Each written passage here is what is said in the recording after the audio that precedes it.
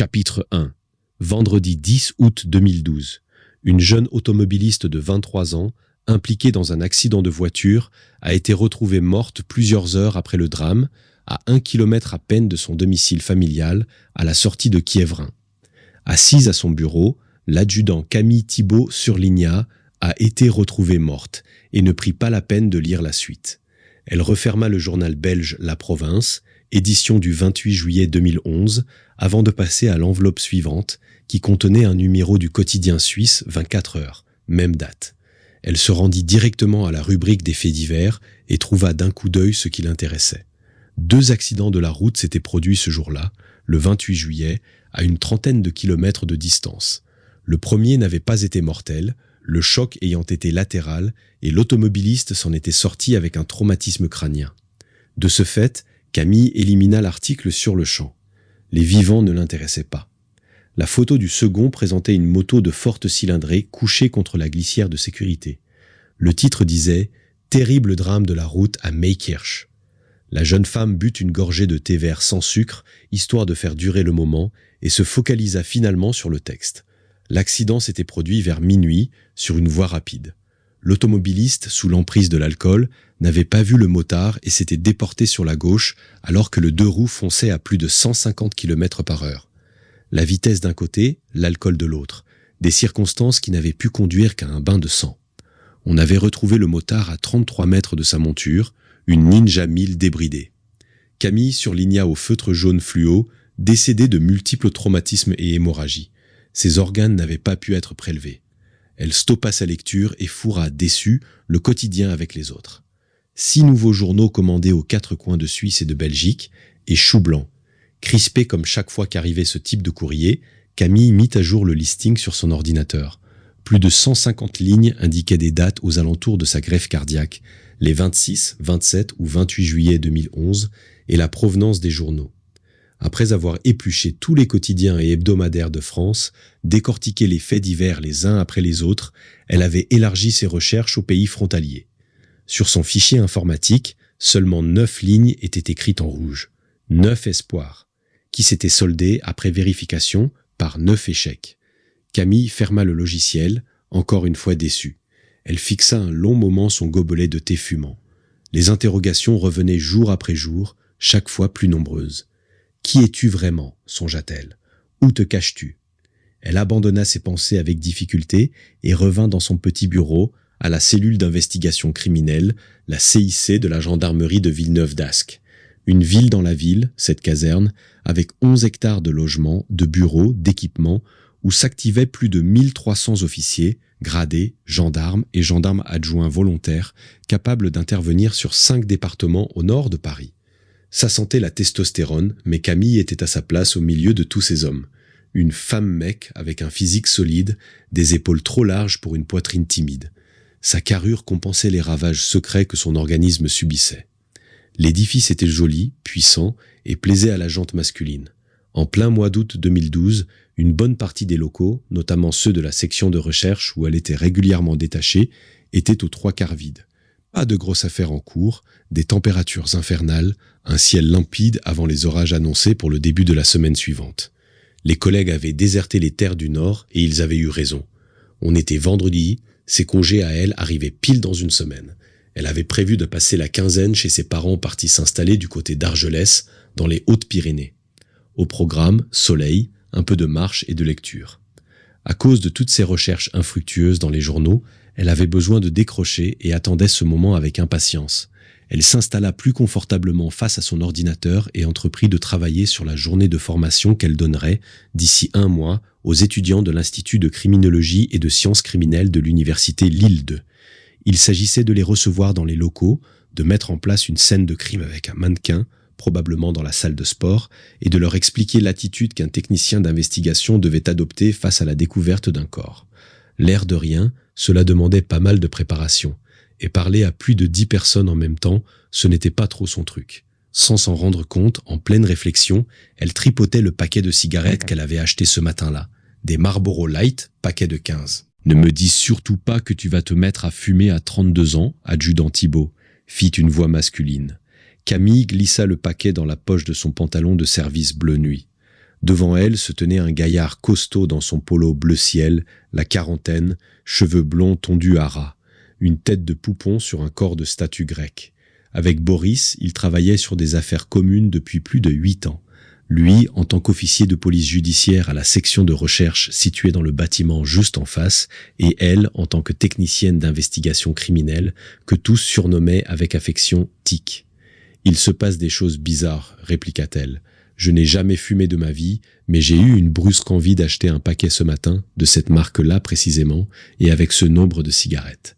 Alors, je l'ai fait. C'est dingue, et ça n'a aucun sens. » Ses yeux se perdirent dans le vague. Le lieutenant Boris Levaque comprit que sa collègue avait de nouveau passé une sale nuit. La chaleur écrasante de cet été torride devait y être pour beaucoup, mais il n'y avait pas que la météo.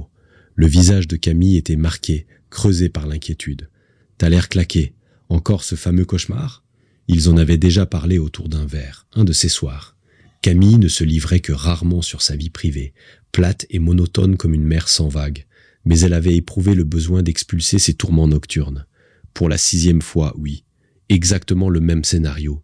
Je ne sais pas ce que ça veut dire, ni d'où ça vient. Cette femme dans mon rêve, elle s'adresse à moi. Elle veut que je lui vienne en aide. Il suffisait à Camille de baisser les paupières pour voir avec précision une femme. 20aine d'années, nue, recroquevillée dans un endroit sombre, peut-être une cave ou une grotte. Elle tremblait, elle avait froid, peur. Ses yeux noirs semblaient fixés sur Camille qui la regardait depuis son rêve, telle une spectatrice impuissante. Et ses yeux appelaient au secours. On dirait qu'elle a été kidnappée, retenue quelque part. Elle est terrorisée. Le plus étonnant, c'est cette clarté du rêve, ces petits détails dont je me souviens. Ça ressemble à de vrais souvenirs. Quelque chose que, je ne sais pas, que j'aurais vu ou vécu. C'est improbable. Ça a l'air, en effet. Tu me connais, tu sais bien que je suis la dernière à croire à ce genre de trucs, toutes ces conneries sur la voyance, la prémonition ou je ne sais quoi. Mais là, c'est tellement troublant que ça vienne de l'intérieur de moi. Faudrait peut-être que je creuse le sujet, que je fasse des recherches ou que je voie quelqu'un pour me débarrasser de ce rêve. Je n'en sais rien. Boris sentait Camille chancelante ces dernières semaines. Depuis sa lourde intervention chirurgicale, la jeune femme semblait glisser sur une longue pente, souvent plongée dans ses pensées, nerveuse, à la limite de l'explosion.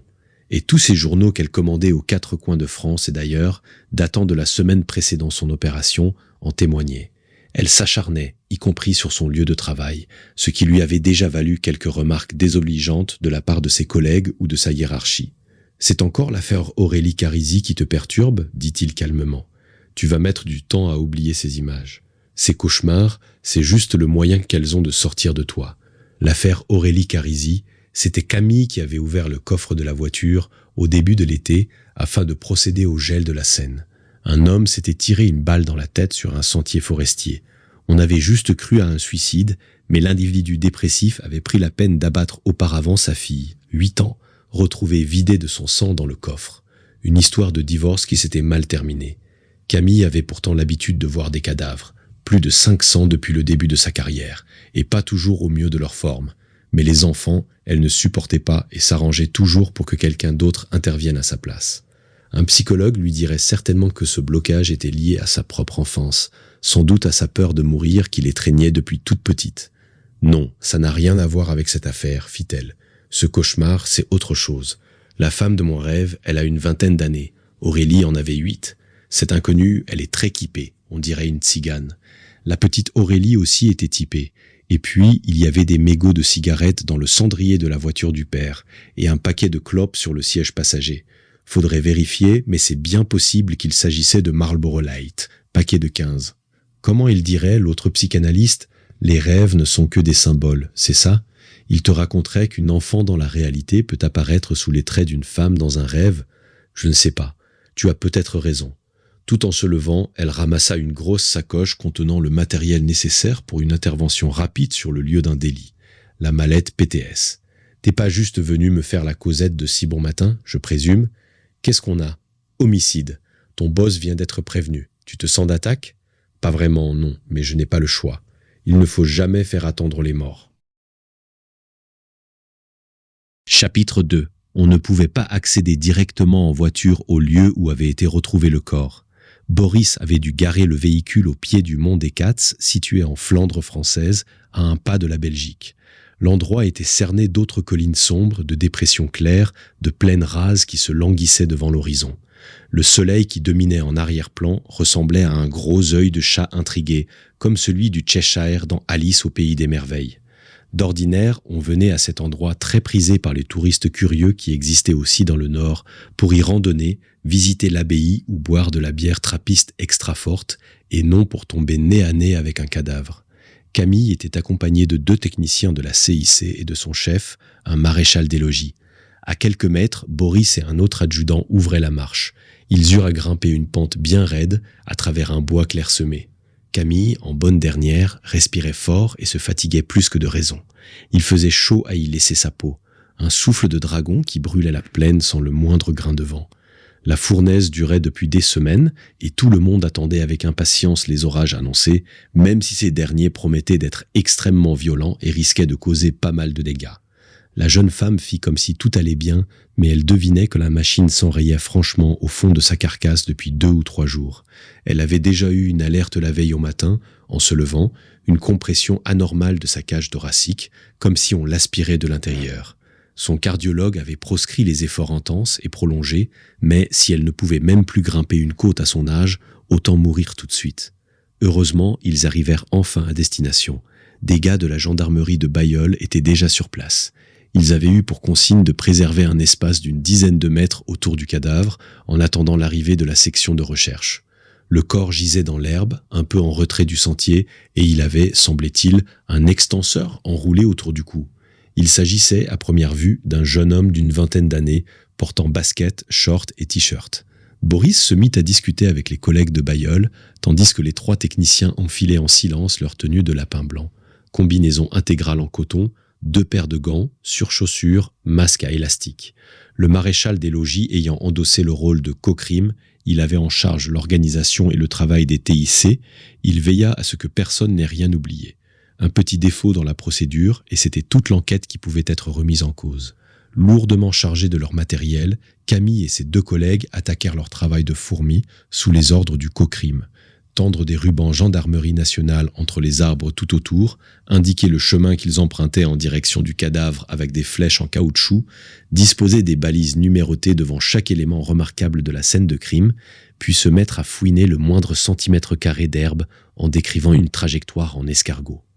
Avec les centaines de photos qu'ils allaient prendre, les notes, les croquis, les relevés d'indices, ils en avaient pour la matinée. Un problème, Camille ? Du temps avait passé. 2 heures après leur arrivée, la jeune femme se tenait appuyée contre un arbre. Elle avait baissé sa combinaison jusqu'à la taille et se tamponnait le front avec le dernier mouchoir de son paquet. Sa chemise bleu ciel était trempée. Boris venait aux nouvelles, l'air inquiet. « Je pète la forme. C'est juste que je me sens bizarre. Il fait chaud à crever dans ces tenues. Tu es très pâle, je sais. J'aurais dû prendre un petit déjeuner, grignoter quelque chose. Je ne m'attendais pas à quitter le bureau, mais ça va. » Elle se redressa, essaya de se redonner une contenance. Hors de question de montrer trop de signes de faiblesse. Elle n'avait repris le travail que depuis 3 mois, après une longue rééducation, et la question d'une réaffectation dans les bureaux, à faire de l'administratif, s'était posée dans les hautes sphères. Camille s'était battue bec et ongles pour défendre son morceau de gras et continuait à aller sur le terrain, au contact des morts. « Il y a 3 canettes de bière vides et 2 encore intactes », fit-elle remarquer. On a aussi retrouvé un joint et un peu d'herbe à proximité d'un vélo et d'un sac à dos. On a son identité ?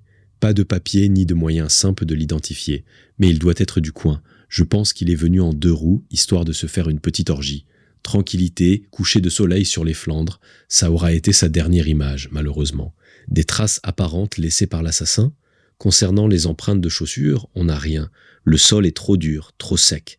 La poudre magnétique a révélé quelques traces papillaires inexploitables sur les extrémités de l'extenseur. Elles sont trop fragmentaires. On verra ce que ça donne au labo, mais à mon avis, il n'y a rien à en attendre. Camille prenait son temps, respirait avec calme. Elle se sentait de plus en plus mal, comme si son cœur peinait à irriguer ses muscles brûlants.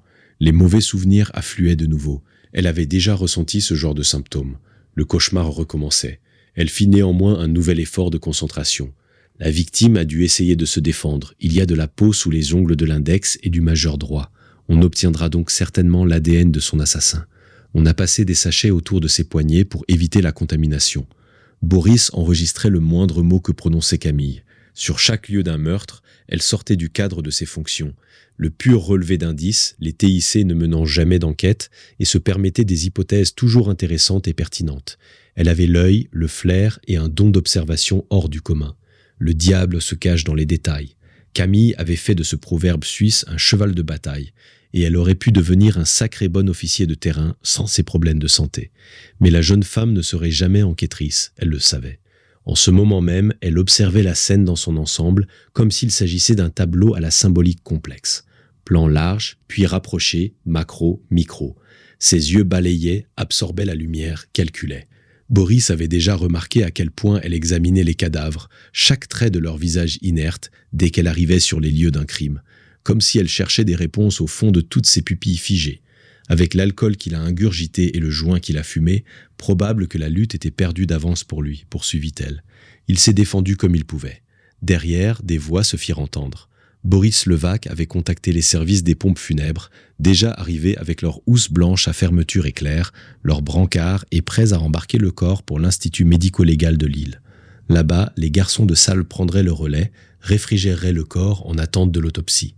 Le lieutenant leur intima l'ordre de patienter et revint auprès de Camille, toujours appuyée contre son arbre. Elle fixait le corps. « L'autopsie, ce sera pour toi ?» demanda-t-elle. « Tu vois un autre candidat au Stexénien ? Et tu pourras venir y assister si tu le souhaites. À ton avis, juste avant mon départ en vacances, ce sera parfait. » Camille le regarda avec un pâle sourire, puis partit dans ses hypothèses. « Dis, si tu devais étrangler quelqu'un, qu'est-ce qui te pousserait à utiliser un extenseur ? Ce n'est pas ce qu'il y a de plus pratique, un extenseur. Peut-être que notre assassin n'avait que ça sous la main. On peut donc supposer que ce meurtre n'était pas prémédité. Quand tu réfléchis à la manière de tuer quelqu'un, tu te donnes les meilleures chances avant d'agir. Une grosse corde, un câble, c'est plus efficace pour une strangulation. Là, regarde, il a dû serrer extrêmement fort à cause de l'élasticité, il y a plusieurs sillons, c'était hésitant. Et tu abandonnes rarement l'arme du crime sur les lieux avec le risque de laisser tes empreintes dessus. Même l'abruti de base sait ça. L'appareil photo n'arrêtait pas de se déclencher, figeant le spectacle morbide pour l'éternité. Déjà, l'allure du cadavre avait changé. Avec les 28 ou 29 degrés Celsius qu'affichait le thermomètre, il allait vite ressembler à une montgolfière. Soudain, Boris sentit une pression sur son bras, puis plus rien. Camille était au sol, les deux mains sur la poitrine au niveau du cœur. Le lieutenant s'agenouilla sur le champ. « Qu'est-ce qui se passe ?» Le visage de la jeune femme se tordit de douleur. Elle roula sur le côté et souffla d'une voix éteinte. « Appelle les secours. Je crois que je fais une crise cardiaque. » Chapitre 3. 4 jours plus tard, à 150 km de là, mardi 14 août 2012, les orages de la nuit avaient été dévastateurs. Les pluies torrentielles s'étaient engouffrées dans le moindre interstice de terre sèche, les vents avaient déchaîné la mer, emporté les tuiles, arraché les câbles. Aussi, en ce mardi matin, la France se réveillait-elle dans le chaos. C'était l'heure du bilan et des premières réparations. De mémoire d'employés de l'Office national des forêts, Jules et son collègue Armand n'avaient pas vu de tels dégâts depuis longtemps. Les courants d'air descendants avaient formé des rafales foudroyantes pour les arbres en lisière. La forêt de l'Aïgue, dans l'Oise, n'avait pas été épargnée. On se souviendrait du 14 août 2012 comme on se souvenait des 26 et 27 décembre 1999. Aux alentours de 10 heures, les deux employés avaient garé leur fourgon sur une petite route, aux abords d'un bled du nom de Saint-Léger-au-Bois, non loin de là. Avant de se mettre au travail, ils avaient écouté les informations à la radio, avalant 2 ou 3 cafés forts puisés dans leurs bouteilles thermos. On parlait surtout des coupures de courant, des inondations dans l'ouest et le sud, des caravanes emportées par les flots. On annonçait des montants de préjudice en millions d'euros. « C'est quand même dingue », fit Armand en prenant son matériel à l'arrière du véhicule. « La veille, t'as plus une goutte d'eau dans les nappes phréatiques et le lendemain, t'as les fleuves qui débordent. On ne voyait jamais ça de notre temps. » Jules approuvait. Il voyait bien que le climat partait méchamment en vrille depuis quelques années, mais que, globalement, tout le monde s'en fichait. Les papillons battaient des ailes plus vite au fin fond d'une campagne française et ça faisait des plus grosses tempêtes à New York. Enfin, d'après ce qu'il en avait compris avec son petit cerveau de citoyen moyen. En discutant, les deux hommes remontèrent l'un des sentiers forestiers qui longeaient la commune de Saint-Léger. « Et voilà notre scène de crime », plaisanta Jules. « Une scène de crime ? Faut que t'arrêtes de regarder des séries à la con, ça te crame la cervelle. » À chaque arbre brisé ou déraciné par la tempête, les deux employés devaient noter son espèce, mesurer son diamètre et estimer son cubage. Ils avaient en charge toute la partie nord de la forêt. Le travail de recensement pouvait prendre des jours, voire des semaines. Ça faisait toujours mal au cœur à Jules de voir de vieux pépères qui avaient parfois traversé 1 ou 2 siècles, balayés par les conséquences de la démesure humaine. Toutes ces usines, ces grandes villes polluantes, ces automobilistes cul à cul dans les embouteillages, la folie industrielle tuait indirectement chacun de ces arbres, du plus jeune au plus vieux. Et tuer les arbres, c'était se suicider et sacrifier les générations futures.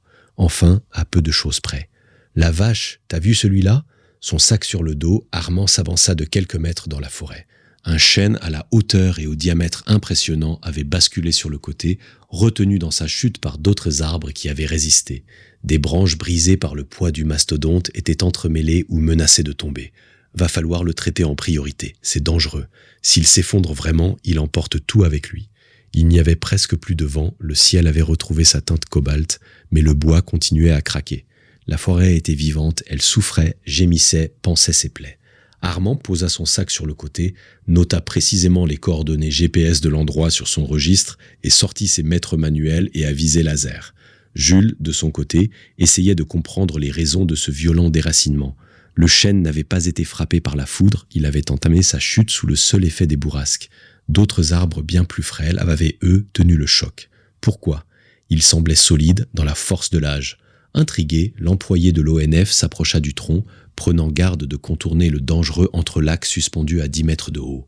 L'arbre était encore solidaire du sol par un gros faisceau noueux, et son début d'arrachement avait dévoilé des racines qui, au lieu d'avoir été cassées net, étaient encore intactes. « C'est bizarre, fit Jules.